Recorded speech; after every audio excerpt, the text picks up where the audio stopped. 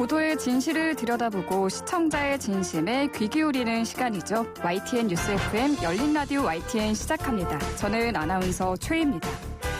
세상엔 참 다양한 사람들이 함께 살아가고 있는데요. 좋아하는 것, 살아가는 모습, 사랑의 방식까지 모두 조금씩 다릅니다. 그런 다름은 지극히 자연스러운 것이지만 때로는 그 차이가 편견이나 차별로 이어지기도 하죠. 그 대표적인 대상이 바로 성소수자입니다. 며칠 전 서울에서 2025 서울 퀴어 문화축제가 열렸는데요. 올해 서울 퀴어 문화축제에는 새로운 반가운 손님이 찾아왔다고 합니다. 언론노조가 창립 25년 만에 처음으로 서울 퀴어 문화축제 현장에 공식 부스를 차린 건데요. 현장에 참가했을 뿐만 아니라 언론노조에서 성소수자 인권 보도 준칙을 발표했습니다. 자세한 내용 잠시 후 미디어 비평 시간에 짚어보죠. 이어지는 뉴미디어 트렌드에서는 문화 강국을 꿈꾸고 있는 이재명 정부, K문화 정책에 어떤 변화가 필요할지 문화평론가와 자세한 이야기 나눠보겠습니다. 열린 라디오 YTN 지금 시작합니다.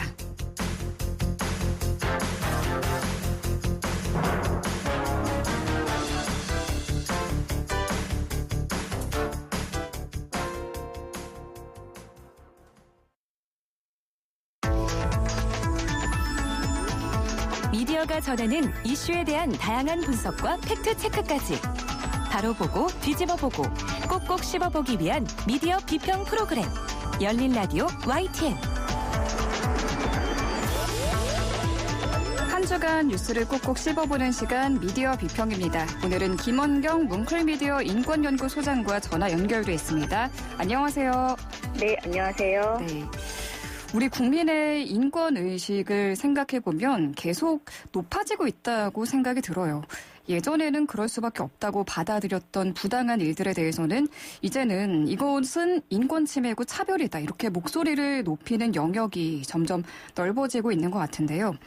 하지만 한편으로는 어느 날부터 우리 사회에서 성소수자에 대한 혐오는 매우 공공연하게 이루어지고 거론된다는 느낌도 들어요. 네네. 지난 14일 서울 퀴어문화축제가 열렸는데요. 언론노조가 서울 퀴어문화축제를 앞두고 성소수자 인권 보도 준칙을 발표했다고 해서 관련 내용 짚어보겠습니다. 어떤 내용인가요?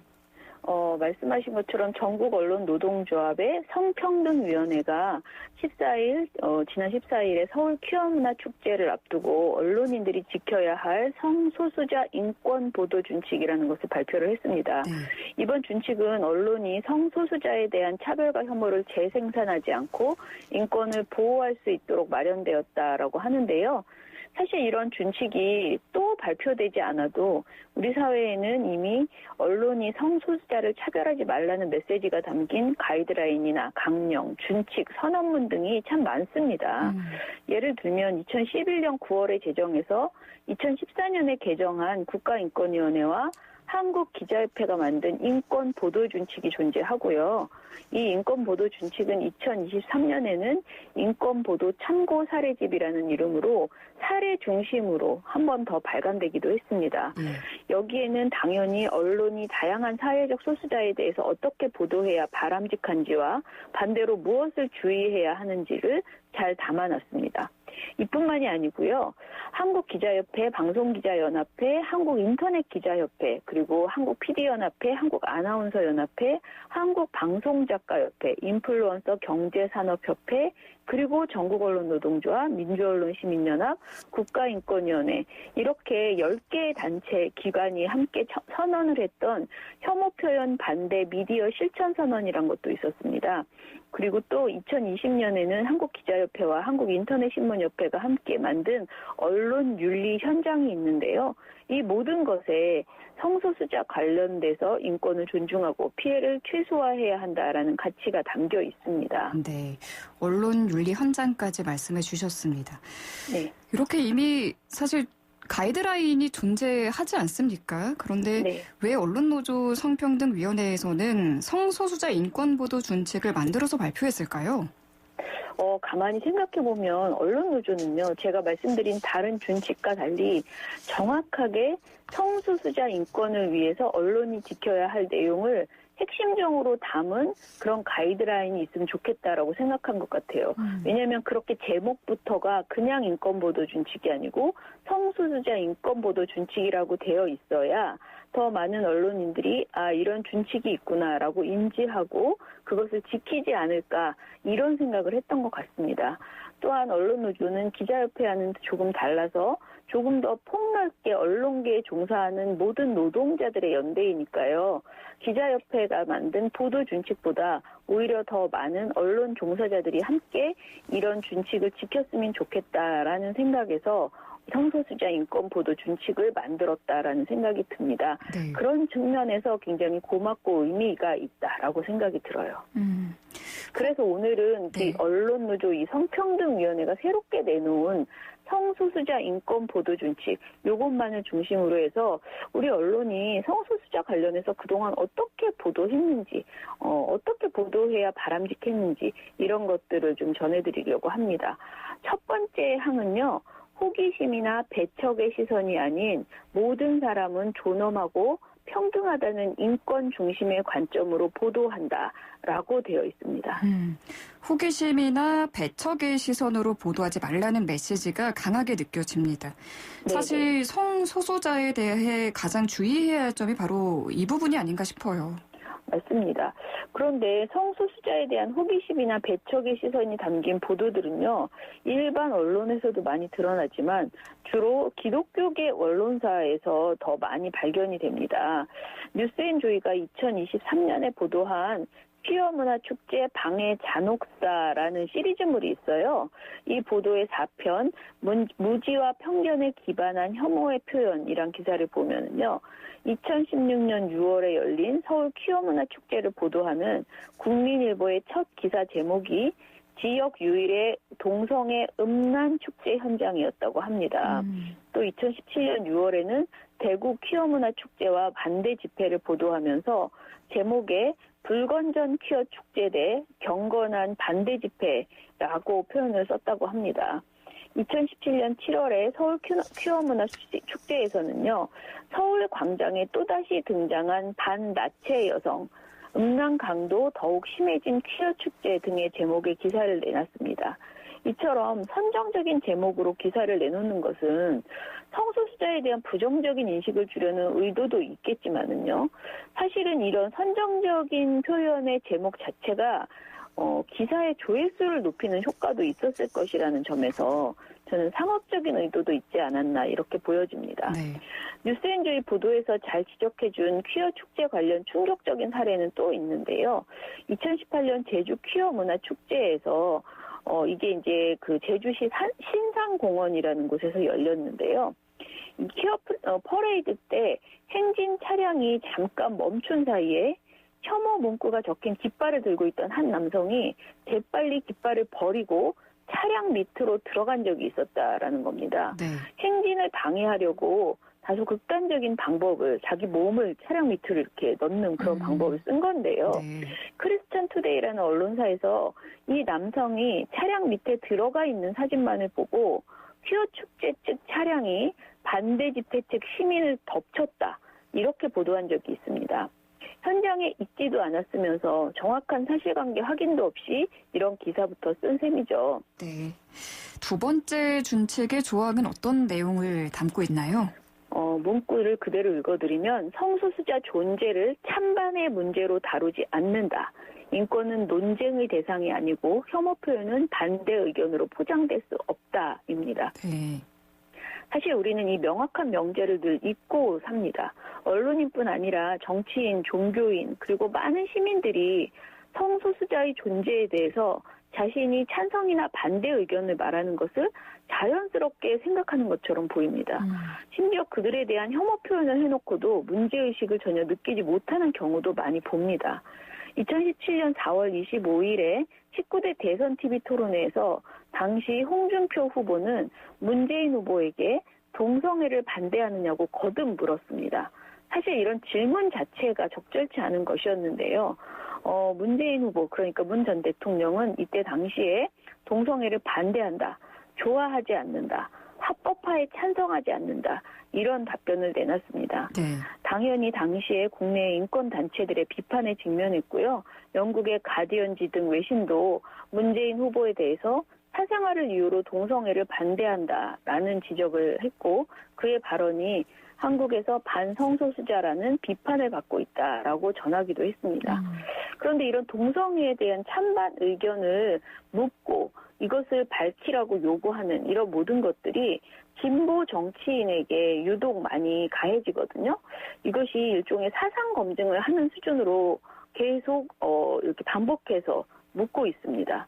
2017년 대선에서도 대선 후보자들에게 기회가 될 때마다 동성애 찬반 의견을 물었고요. 네. 차별금지법 제정에 대해서 찬성하느냐 반대하느냐 이렇게 물었는데 이런 내용들이 사실은 반대를 촉구하는 것이었거든요.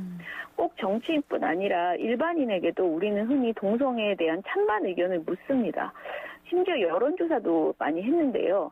그런데 이럴 때 우리가 분명하게 알아야 할 것은 성소수자에 대한 찬반을 말하는 것 자체가 부당한 행위라는 것입니다. 아산경제정책연구원이 2014년 12월에 이런 조사를 했대요. 전 연령층을 대상으로 성소수자 인권 문제를 조사를 했는데요.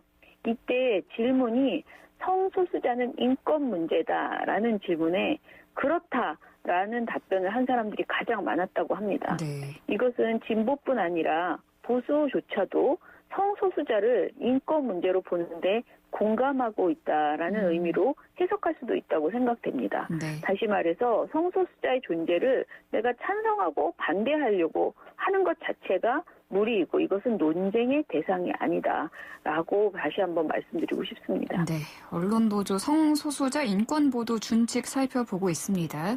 네. 세 번째 조항은 어떤 건가요? 성소수자를 특정 질병이나 범죄 행위와 연결짓지 않는다라는 것입니다. 사실 이와 관련해서는 너무 많은 사례가 있습니다. 꼭 성소수자뿐 아니라 모든 질병이나 어떤 범죄 행위와 그 사람의 정체성을 함부로 연결시켜줘서는 안 되죠. 이건 상식이라고 생각합니다. 어떤 범죄 행위가 꼭 그 사람이 여성이어서 남성이어서 또는 또 다른 성이어서 그 범죄를 저지르는 건 아니잖아요. 특정 질환 역시 과학적 근거도 없이 성소수자와 연결지어서 단정적으로 이 질환은 성소수자 때문에 생겼다거나 성소수자만 걸린다거나 이런 식으로 보도하지 말아야 됩니다. 그러나 지금까지는 그렇지 못한 경우가 참 많았습니다. 네. 일단 성소수자 반대 단체에서 기자회견을 하면서요. 특정 질병이 동성 간 성접촉으로 생긴다고 언급을 하거나 해당 질병 급증으로 우리 국가 재정이 매우 부담이 되고 있다라는 주장을 하는 경우들이 있는데요. 언론이 이런 기자회견의 주장을 여과 없이 그대로 보도하면서 이런 내용들이 공개가 됩니다. 특히 종교계 언론이 HIV 통계를 내세워서 동성애는 공중보건 위험, 청소년 성병 위험 상승 등의 내용들을 보도하고 있거든요. 2020년 코로나19 확산 당시에는 이태원 클럽에서 코로나19 환자가 발생한 적이 있었잖아요. 네. 그때 언론들이 해당 클럽을 게이 클럽이다라는 용어를 사용해서 부각했습니다. 그래서 결국은 동성애자 커뮤니티가 코로나19 감염의 어떤 원인이 된 것처럼 다룬 적이 있어요. 네. 언론노조의 성소수자 인권보도 준칙 6번째 조항에서도 이런 내용이 있는데요. 성소수자를 비하하는 발언이나 댓글 등 혐오 표현을 그대로 인용, 유포하지 않는다라고 되어 있습니다. 제가 말씀드린 이런 행위들, 이런 발언들은 주로 성소수자를 반대하는 단체들의 기자회견이나 그들이 쓴 글이나 댓글 이런 것을 언론이 그대로 인용 보도하는 과정에서 발생을 합니다. 그러니까 언론이 스스로 혐오를 막 쓰지는 않거든요. 그런데 그런 말씀을 하신 어떤 사람들의 말을 그대로 인용할 때 이런 일들이 많이 발생을 해요. 그래서 성소수자를 특정 질병이나 법제 행위와 연결짓는 등의 혐오 표현을 언론이 그대로 받아쓰지 않도록 유의해야 할 것으로 보입니다. 네. 사실 우리가 어떤 표현을 하는 게 적절한가에 대해서 잘 몰라서 실수를 하는 경우도 분명히 있거든요. 네. 성소수자를 폄훼하거나 왜곡하는 표현에는 어떤 것들이 있을까요? 바로 그런 내용들이 5번째 내용으로 들어있는데요. 성소수자를 비하하거나 사실을 왜곡하는 표현을 사용하지 않는다라고 써 있습니다.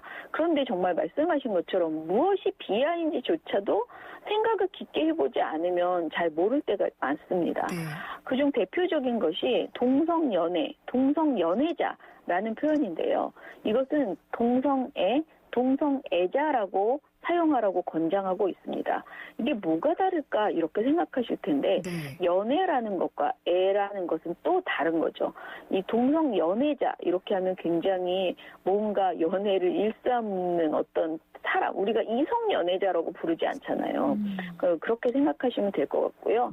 그리고 성적 지향을 표기하면서 굳이 이렇게 연애라는 표현을 붙임으로써 성적 지향이 개인적 기호나 즉흥적 선택, 유희에 불과한 것처럼 폄훼하는 그런 것이 부적절하다고 보는 겁니다. 또 성적 취향, 성적 기호, 성적 선호라는 표현을 사용하지 말고 성적 지향으로 사용하라. 이렇게 권고하고 있고요. 또 커밍아웃이라는 표현 우리가 많이 쓰잖아요. 근데 이 표현을 어떤 때가 무엇을 굉장히 잘못했을 때, 부끄러운 행동을 했을 때 자백하거나 조롱하거나 비하하는 의미로 커밍아웃을 쓰는 경우가 많습니다. 그런데 커밍아웃은 성소수자들이 자신의 어떤 성 정체성을 당당하게 밝히는 표현이거든요.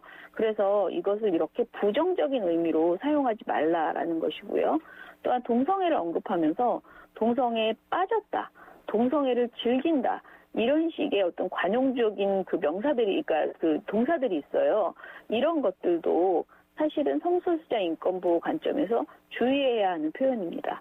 무엇보다 성소수자가 잘못되고 타락한 것이라는 뉘앙스가 담겨지지 않는지 본인의 그 언어 사용이나 글 쓸 때 굉장히 주의해서 살펴볼 필요가 있다라고 생각됩니다. 네, 언론계의 좋은 변화를 기대해 보면서 오늘 말씀 여기까지 듣겠습니다. 고맙습니다. 감사합니다. 네, 지금까지 김원경 뭉클미디어 인권연구소장과 함께했습니다. 진실을 전합니다. 진심을 다합니다.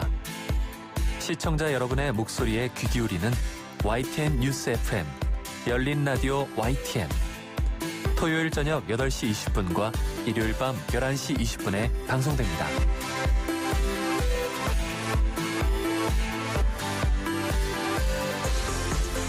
이번에는 YTN 라디오 프로그램들을 모니터링하고 평가해보는 시간입니다. 오늘은 박채린 시청자 평가원과 전화 연결돼 있습니다. 안녕하세요. 네, 안녕하세요. 네. 이번 주에는 어떤 프로그램 모니터링 하셨나요?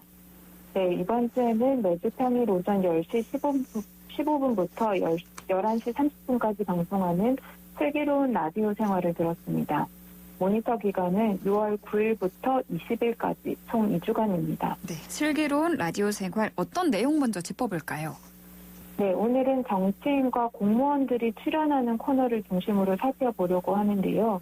슬기로운 라디오 생활은 정치인과 행정기관 공무원들이 자주 출연합니다. 국민의 삶과 정책적으로 밀접한 주제를 다루는 만큼 홍보성 일변도로 흐르지 않도록 진행하는 것이 중요합니다. 먼저 살펴볼 코너는 슬기로운 특별 시민 생활인데요. 이 코너엔 주로 서울시 의원이 출연합니다. 시의원이 자신의 의정활동을 소개하고 개인적인 이야기도 나눠보는 방식으로 구성되어 있습니다. 지난 2주간 모니터 결과 정치인 발언 검증과 관련해서 긍정적인 면 그리고 아쉬운 점 각각 하나씩 짚어보려고 합니다. 예. 지난 6월 10일 슬기로운 특별시민생활 코너에는 문성호 서울시의원이 출연했습니다. 이날 문 시의원은 국군포로 진상규명 그리고 명예회복에 관한 법률을 제정 촉구안을 국회에 제출했다며 그 취지에 대해서 구체적으로 그리고 꽤 길게 설명했습니다. 네. 민간이 하기엔 한계가 있어 시의원인 자신이 나섰고 또 국군포로분들이 고통받고 있는 실상을 알릴 필요가 있어서 제정 촉구안을 제출하게 됐다고 설명했습니다. 네. 그러자 진행자인 박기빈 아나운서가 그 이후에 그분들에 대한 명예회복, 또 어떤 진상에 대한 규명 이런 것들이 진전된 부분이 있나 하고 물었는데요. 시의원이 자랑스럽게 홍보한 의정 활동에 대해 어떤 변화가 있었느냐 하는 취지의 질문인데 네. 아주 기본적인 검증성 질문이라고 할 수 있습니다. 이에 대해 문 시의원은 촉구안을 올렸지만 이후 법안이 실제로 상정됐는지는 파악하지 못하고 있다고 답변을 했습니다. 장황하게 자신의 활동을 설명은 했지만 정작 결과에 대한 관심은 부족했다는 점이 진행자의 질문을 통해 드러난 셈입니다. 네. 이전에 이 코너가 홍보성으로 흐른다고 지적을 했었는데요. 이번에는 진행자가 검증의 역할을 비교적 충실히 했다고 평가할 수 있겠습니다. 네. 좋은 방향으로 개선이 됐네요. 아쉬운 점도 있으실까요? 네, 이날 문성호 시의원은 전장현 방지법과 서울교통공사의 지하철 보안관을 보호하기 위한 법률안 개정을 위해 노력하고 있다고도 말했습니다. 네. 장애인 이동권 보장을 요구하는 장애인 단체인 전국장애인철폐연대, 그래서 전장현의 폭력 행위를 막고 이들을 제지하는 과정에서 폭력에 노출될 수도 있는 서울교통공사 보안관을 보호하기 위한 법을 마련하겠다는 내용입니다. 이 사안은 언론 보도를 보면 꽤나 첨예한 갈등으로 보이는데요. 그렇다면 진행자가 재질문을 통해서 다양한 관점의 의견도 방송에 포함하려는 노력이 필요했습니다. 예. 먼저 문 시의원은 전장현을 다소 폭력적인 단체로 묘사했습니다. 하지만 최근 몇 년간 주요 언론 보도와 실제 시위 현장을 보면 조직적 폭력 시위로 규정하기 어렵다는 평가가 많습니다. 저 역시 매일 아침 시위가 열리는 해화역을 지나지만 폭력적 행위를 직접 목격한 적은 없습니다. 네.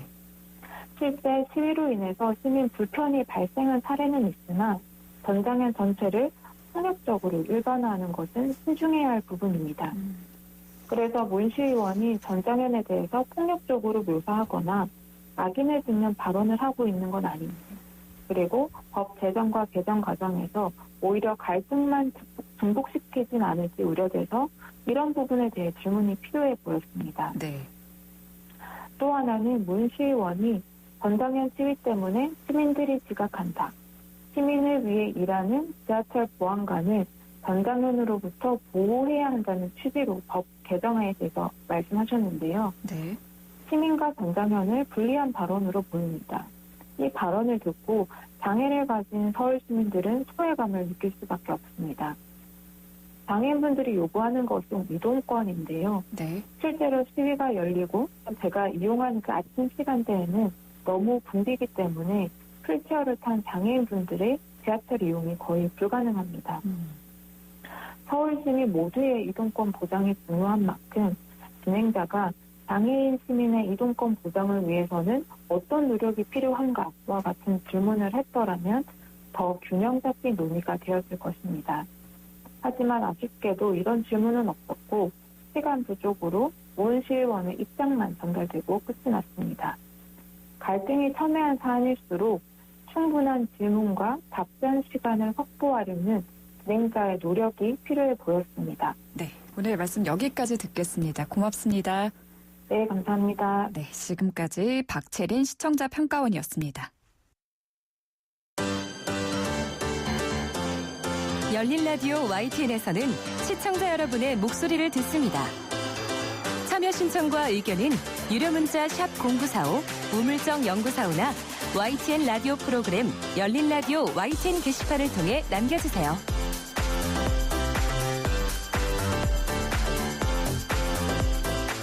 뉴미디어 트렌드입니다. 오늘의 뉴미디어 트렌드는 김원식 문화평론가와 직접 이야기 나눠보겠습니다. 안녕하세요. 네, 안녕하세요. 네, 반갑습니다. 네, 반갑습니다. 이재명 정부가 출범을 했습니다. 이재명 대통령은 문화 강국을 강조를 했는데요. 요즘 K문화의 현실과 현주소 그리고 앞으로 어떤 문화 정책이 필요할지 진단을 좀 부탁드릴게요. 네, 일단 이재명 정부도 그렇고요. 대선 과정에서는 이제 문화 공약이 있었습니다. 그런데 세 가지 영역이 있는 것 같더라고요. 첫 번째는 문화 콘텐츠 기업에 대한 지원입니다. 그래서 네. 정책 자금을 지원하겠다, 세액 지원을 하겠다. 이런 유형의 지원책들이 있었고요. 두 번째는 바우처 제도를 이제 언급을 했던 측면이 있습니다. 그래서 네. 주로 국민들이 문화 향유를 할 수 있는 그런 기회를 많이 제공하는 거 얘기할 수가 있겠고요. 또 다른 세 가지 차원은 이제 창작자들에 대한 창작 공간 지원 뭐 이런 것에 대한 언급을 했습니다. 그래서 이재명 대통령도 이제 문화 강국을 강조를 하면서 뭐 몇 조 원대 뭐 무슨 몇 위까지 이렇게 올라가겠다 이런 표현들을 많이 했는데요. 네. 근데 이런 부분들은 대체적으로 이제 그 산업적인 부분, 이 경제적인 효과 부분 이런 데 이제 초점이 맞춰져 있는 측면이다라고 생각이 듭니다. 네. 뭐 영화, 드라마, 게임, 웹툰, K-팝까지 우리 콘텐츠가 지금 글로벌에서 굉장히 큰 성공을 거두고 있잖아요. 네. 이런 성과가 개인 창작자의 역량에 의존하는 부분이 너무 크다는 지적도 나오거든요. 네, 그런 부분이 있죠. 예를 들면 영화 기생충 같은 경우는 봉준호 감독을 떠올리게 되는데요. 네. 한편으로는 그 뒤에 기업이 좀 기여한 바가 있습니다. 왜냐하면 우리 영화를 알리는 데 있어서 막대한 홍보 마케팅 비용이 들어가기 때문이고 오징어 게임 같은 경우는 한국에서 뭐 일종의 픽을 당하지 못해서 그러니까 선택을 받지 못해서 결국 넷플릭스로 달려가는 그런 상황이 있고요. 네. 그다음에 한강 작가의 노벨문학상 수상. 사실 한강 작가가 장인 정신을 오랫동안 창작을 했던 측면 간과할 수가 없고 네. 번역도 데보라 스미스라는 영국 여성이 사실 하게 되면서 이게 세계적으로 알려지기 시작했습니다. 물론 정부에서도 번역 작업을 하지 않았던 건 아닙니다. 그 창작 뮤지컬 어쩌면 해피엔딩 같은 경우는 토니상을 받았는데요. 네. 이 작품 같은 경우는 처음에 한 문화재단이 지원을 해줬습니다. 소규모로 시작을 해서 성공까지 이뤘는데 이런 면에서 보면은 사실은 창작자의 어떤 개인적인 역량에다가 네. 좀 비정부 차원에서의 어떤 그런 기여, 이바지가 작용을 했던 측면이 더 강해 보입니다. 그렇군요. 그런데 드라마며 뭐 뮤지컬이며 K-팝 공연이 글로벌 무대에서 크게 성공하는 반면 해외의 유명 팝스타들은 한국 공연을 꺼린다는 얘기가 들려요. 이거 무슨 일인가요? 사실 뭐 음악 팬들 같은 경우는 왜 일본 공연하고 싱가포르 공연하고 홍콩 공연하는데 왜 한국만 안 하느냐? 네. 한국이 작다고 무시하는 거냐? 뭐 이렇게 네. 말씀을 하시는 경우가 있어요. 근데 그게 아니고 공연장이 없기 때문입니다. 공연장이 왜 공연장이 없다고요? 없냐 이렇게 얘기할 수 있잖아요. 네. 그런데 대체적으로 해외 가수들은 4만에서 5만 정도 되는 공연장이 필요합니다. 사실은 팬들이 굉장히 많은데 4, 5만 명 정도 되는 것도 굉장히 적은 거거든요. 근데 4, 5만 명 동원할 수 있는 데가 잠실 주경기장, 네. 그리고 고양 종합운동장, 상암 월드컵 경기장 이 정도예요. 근데 상암 월드컵 경기장 등은 잔디 보호로 인해서 대중음악 공연은 받아들이지 않기로 했고 잠실 주경기장은 2027년에 다시 문을 여는 것을 전제로 해서 지금 리모델링 공사 중입니다. 그러면 고척돔이나 키스포돔 같은 경우는 10,000명 정도인데 이게 아레나급입니다. 근데 이 곳은 스포츠 경기장이기 때문에 전용 음악 공연장이 아닙니다. 그래서 스포츠 경기가 없을 때만 할 수가 있어요. 아, 네. 네. 그리고 고양 종합운동장 같은 경우는 이제 아직은 또 이제 교통편 이런 것들이 좀 불편한 점이 있고 또 그 아레나급으로는 영종도에 새로 하나가 생겼는데 거기는 영종도기 때문에 오가는데 굉장히 불편합니다. 그래서 주로 스타디움급 하면은 10만 명 조가 되는 거고 그리고 아레나급은 10,000명 정도 그리고 슈퍼 아레나는 3만 명 정도 이렇게 되고 이제 그렇기 때문에 그런 측면에서 봤을 때 우리가 지금 현재 4, 5만 명을 수용할 수 있는 그런 공연장이 없다. 그리고 이 스포츠를 하기 위해서 만든 운동장은 너무 불편합니다. 왜냐하면 음악 공연을 위해서 새롭게 구성을 해야 되는 데다가 오디오 사운드가 별로 좋지 않기 때문에 해외 같은 경우에는 스포츠 경기도 하고 음악 공연도 할 수 있는 다목적 공간을 만들거든요. 근데 우리는 아직 그렇게 안 되기 때문에 해서 네. 테일러 스위프트 같은 경우에도 한국에서 공연하고 싶었지만 그 규모에서 맞지 않아가지고 결국 패싱할 수밖에 없다. 그래서 한국을 싫어서도 아니고 한국의 음악 시장이 적어서도 아니고 작아서도 아니다. 오로지 네. 전문 음악 공연장이 없기 네. 때문이다. 국내 공연 인프라, 특히 대형 공연장 부족이 문제다라는 지적을 지금 해주셨는데 지금 당장 공연장 규모나 교통 인프라를 개선하긴 어려워 보이는데 어떤 개선이 필요할까요, 그러면? 일단은 뭐 여러 가지 제안을 많이 합니다. 그래서 이 제작가협회에서도 국회가 세종을 이전하게 되면 국회의사당을 음악 전문 공연장으로 만들자. 그래서 우리가 예전에 마징가 제트가 돔에서 나온다 이렇게 했는데 네. 뭐 그렇게만 된다 그러면 돔에서 이제 뮤지션들이 쫙 올라올 수 있는 그런 풍경도 생각을 해볼 수가 있어요. 그 잠실 주경기장에 또 아레나나 이제 다목적 공간을 만들자를 하는 건데 근데 이게 시간이 좀 많이 필요한 부분이죠. 언제 국회가 이전할지도 알 수 없는 상황이고 이런 상황에 또 2035년에 또 이재명 정부는 수도권에 5만 명 정도 가능한 복합 공연장을 만들겠다 했고 또 2027년에는 창동에 아레나 공연장이 생기기는 합니다. 근데 중요한 건 당장이 문제가 되겠는데요. 그래서 일단은 이제 이런 안을 얘기할 수가 있겠죠. 세종문화회관에서는 왜 대중음악 공연을 못 하느냐, 예술의 전당에서도 왜 대중음악 공연을 못 하느냐 이런 생각이 들고요. 그리고 이제 음악 공연장에 대해서 인식을 좀 바꿔야 되는 측면이 이제 있는데요. 네. 이 시간에는 대형 음악 공연장만 얘기했지만 대중음악 공연장이 저는 곳곳에 생겨야 되는 것이고 그래서 굳이 뭐 몇천 석이 아니더라도 소규모 음악 공연장에 많이 생겼으면 좋겠다는 생각이 들고요. 네. 그리고 이 당장의 야외 음악 공연장도 생각해 볼 수 있다고 생각합니다. 예를 들면 요즘에는 페스티벌 관점으로 음악을 즐기는 경우가 많기 때문에 네. 그래서 봄이나 가을 등 이제 어떤 계절적으로 좋을 때 야외에서 즐길 수 있는 그런 K-팝 공연장이 다라삼 필요하다고 생각합니다. 페스티벌 같은 게 네. 예시겠죠. 근데 이제 그거는 너무 멀기 때문에 그런 점에서 좀 근거리에 있었으면 좋겠다는 생각이 들고요. 그래서 굳이 뭐 그냥 건물을 지어야만 되는 것이라고 생각은 좀 안 했으면 좋겠다. 그리고 네. 대중음악, 클래식 음악 구분이 좀 많이 사라졌으면 좋겠고 특히나 마지막으로 좀 말씀드리고자 하는 거는 잠실 주경기장 우리가 너무 많이 사용을 했잖아요. 근데 음악은요. 제대로 들어야 됩니다. 어떤 뮤지션이 그러더라고요. 어렸을 때부터 운동장에서 이 음악을 듣는 바람에 한국인들이 귀를 버렸다 이런 얘기를 하거든요. 그러니까 어렸을 때부터 음악을 잘 감상할 수 있는 그런 이제 전문 시설에서 이 감상을 해야 오히려 K-팝이 더 잘 할 수가 있다라는 생각이 들고 그다음에 국내에서 이렇게 음악 전문 공연장이 있게 되면 미래 세대의 일자리가 늘어나고 또 대중음악 산업도 성장할 수가 있습니다. 지금은 네. 인력도 성장이 안 되고 또 외화도 유출이 되고 심지어 K-팝 뮤지션들이 해외에서 공연하면서 비용을 치러야 되는 그런 상황이 벌어지고 있잖아요. 네. 그런 점에서 내부를 튼튼하게 내실을 다지는 계기로 어쨌든 빨리 삼아야 될 것 같습니다. 네, 음악 공연장에 대한 인식을 바꿔야 한다 말씀해 주셨고요. 오늘 말씀 여기까지 듣겠습니다. 고맙습니다. 네, 감사합니다. 네, 지금까지 김원식 문화평론가였습니다. 열린 라디오 YTN 오늘 순서 여기서 마무리합니다. 저희 프로그램은 YTN 라디오 홈페이지와 앱, 또 유튜브와 팟빵을 통해서도 다시 들으실 수 있습니다.